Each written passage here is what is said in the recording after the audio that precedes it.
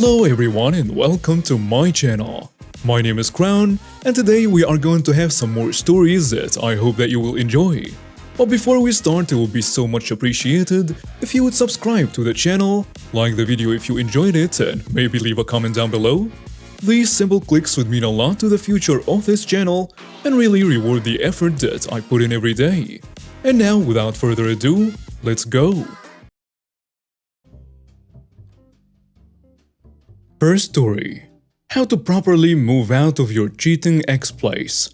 I did this to an ex who asked me to move out while she was on a work trip and told me she was coming back with her new boyfriend.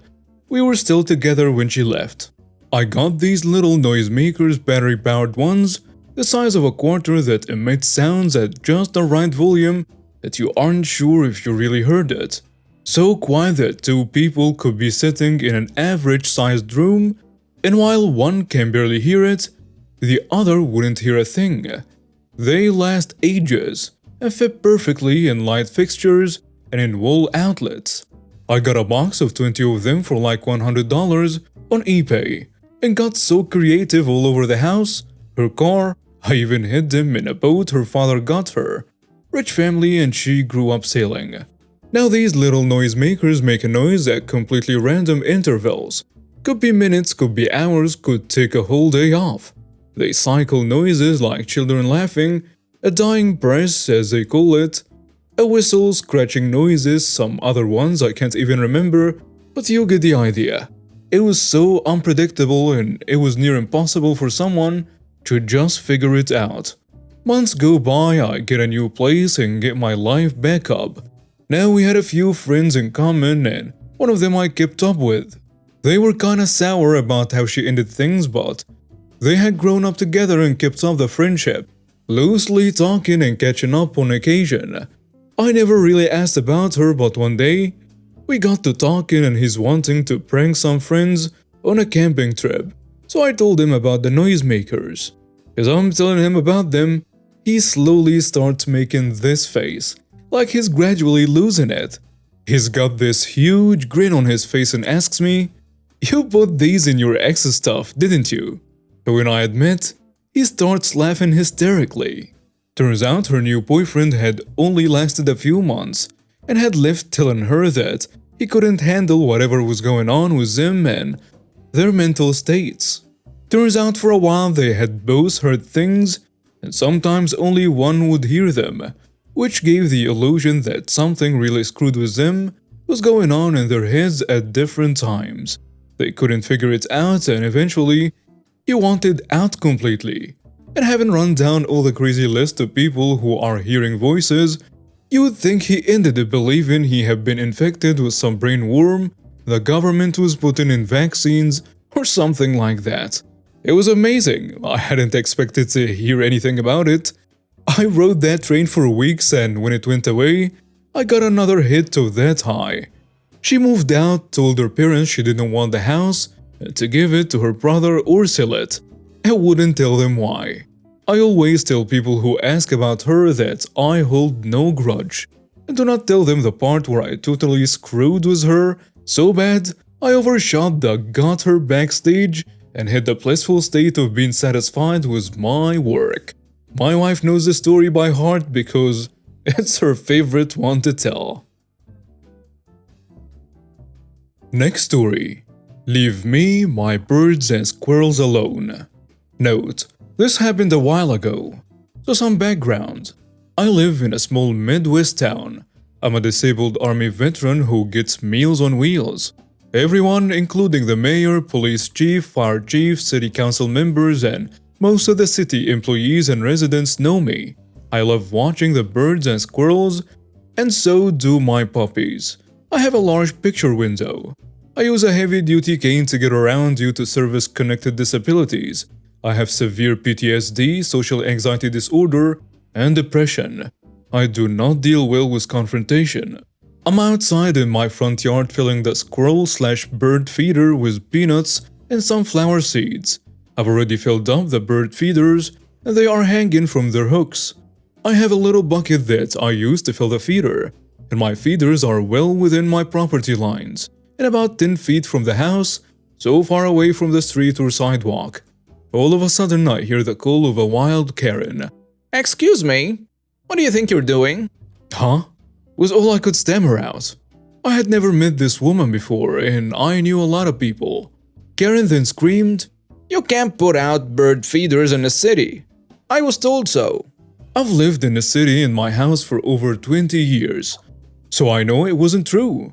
But about a half a mile from my house was a new development, so perhaps they had HOA rules that wouldn't allow it. I tell her, I've lived here for… I tried to explain, but Karen wasn't having any of it. No, you need to take them down right now. Her friend tried to hush her and say just call the city and let them handle it.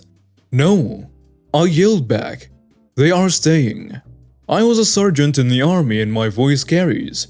People came out of their houses to see what was going on. Then Karen did a really stupid move. She came onto my property and tried to take off my bird feeders. I blocked her and she shoved me, and I fell down to the ground. I swung my cane at her and hit her hard, and she screamed, You assaulted me. I yelled back, You're trespassing and you pushed me. I'm going to call the police. Before Karen or I could call the police, there were 3 police SUVs on the scene. One vehicle was marked Community Service Officer, and the police chief was in it. He was delivering Meals on Wheels. A disabled Air Force vet for houses down got them, and so did I. The police chief saw the whole thing and called for backup. She assaulted me, and she has bird feeders which aren't allowed. The police chief, ignoring her, asks how I'm doing, and if I need an ambulance sent to go to the hospital. I'm on blood thinners, and when Karen pushed me, I fell really hard. I reply, Yes, I fell very hard, and I'm on blood thinners. He radios for an ambulance. He gets my lunch, puts it in the fridge, gets my purse and keys, calms the puppies down and puts the radio on. They have gone bonkers seeing me get hurt. Karen, now in handcuffs, says, Why am I being arrested? For trespassing and assault, replied the police chief. I saw it with my own eyes, and I have dashcam video of it. Sir, I piped up, I have security cameras and they will have footage as well. He nodded. I was whisked off to the nearby hospital, non-VA. I didn't have health insurance, I had to be treated at the VA medical center, or I would have to pay the bills myself. Due to the severity of the fall, I had to stay in the ICU for several days. I had some horrible bruises and pain afterwards. I worried about how I was going to pay the hospital bills, who was going to take care of my puppies and so on, as I have no family nearby. I have a special lockbox for police and the fire department with the house keys, so they can enter in case of emergency.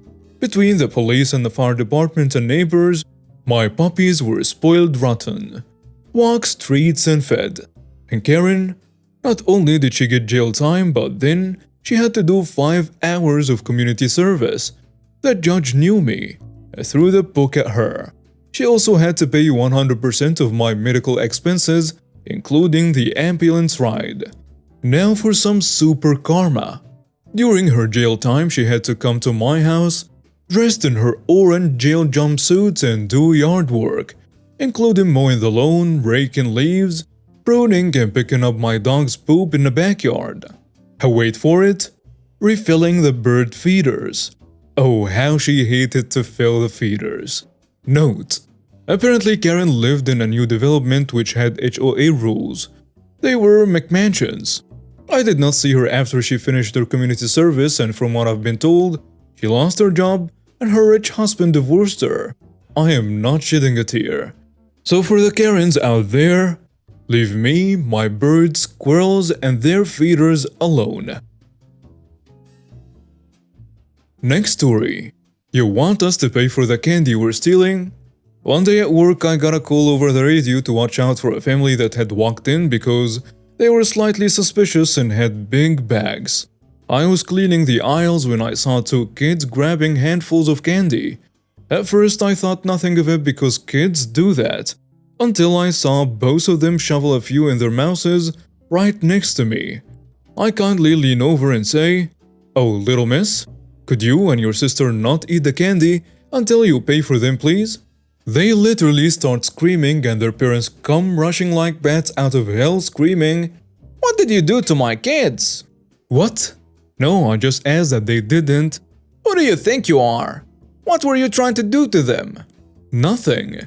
They were just eating the candy and I..." "Help us! There is a pedophile in here!" I sigh and say, "Oh, that is not going well." Under my breath, my manager starts walking up, kind of just sighing because of what he just heard. What happened? Both parents start screaming and hollering over each other, so neither I nor the manager can really understand them. My manager turns to me and asks what happened. The kids were eating the candy. I just asked them not to before paying. Also saw one of them stuff a few in her pink bag too. Okay, let me handle this. Karen then yelled, "How dare you accuse us of stealing?" and my manager asks, "May we see the bag, miss?" "Absolutely not. How dare you accuse us when this pedophile tried to kidnap my children?" I look over and see the kids putting more candy into their bags, and I point them over to my manager. "Well, I hope you're planning to pay for those." As he points over to the candies that both kids are still shoveling in by the handfuls into their bags and mouths. "What even for? They are only 10 cents anyways. We even asked how much they were, so what if a few go missing? It's not like they are $100 each. Either way, your pedophile needs to be arrested right now for trying to kidnap my children." "Ma'am, that's not going to happen, because I know how my employee is and he's definitely not like that. However, I may have to call the police if you do not pay for those, and you will be banned from the store if you refuse." The dad walks in front of his banshee of a wife and points a finger at me and my manager. "That son of a gun nearly took my kids, and now you're threatening us? You don't talk to my wife or me that way, you understand?" "Sir, I'm going to need you to calm down or else I will be calling security and the police." My manager then asks me, "Would you like to take out your phone and have 911 ready?" "Oh, sure." "What's the problem with the candy anyways? It's not like you'll miss him. And besides, I think we should get compensation since you won't deal with that pedophile over there." Still pointing to me. At this point, I just kind of tuned them out, but it was a lot more bickering and yelling. Eventually, they agreed to open the bags that the two kids were holding on to, and they had roughly $30 worth of candy in their bags. Mind you, a single piece of candy is 10 cents, so by no means was it a small amount of candy. And that's not even counting the ones they ate. Needless to say, they were banned from the store and my manager came to me later. "You alright?" "Yeah, fine, why?" "Not every day you get called a beetle, you know?" "Hey, crazy people gonna be crazy. I ain't gonna let the words of some weirdo pull me down." "Good to hear. Thanks for at least staying somewhat calm the entire time. Believe me, I was anything but. When I heard pedophile, I got thrown in for a loop there. Honestly, I was wondering if the dad was gonna hit me. I wouldn't have come to that. People like that are all talk. Yeah, but if a 300-pound tank came up and started talking crazy to me, I'd be intimidated, wouldn't you?" My manager and I had a good laugh for a bit after they were gone. I don't think the authorities were called, at least not by us, but they were at the very least banned from our store. Gotta love when people think they can just take what they want and call people whatever insult they see fit. Next story. Entitled Neighbor Wants to Switch Garages. A few months ago, we had a new neighbor move into the adjoining duplex I've lived in since the summer of 2016. She first left a note about who she is and how she wants to use her garage. But the layout of the parking is stupid to begin with. Imagine a square and on the left and right sides are two garages each.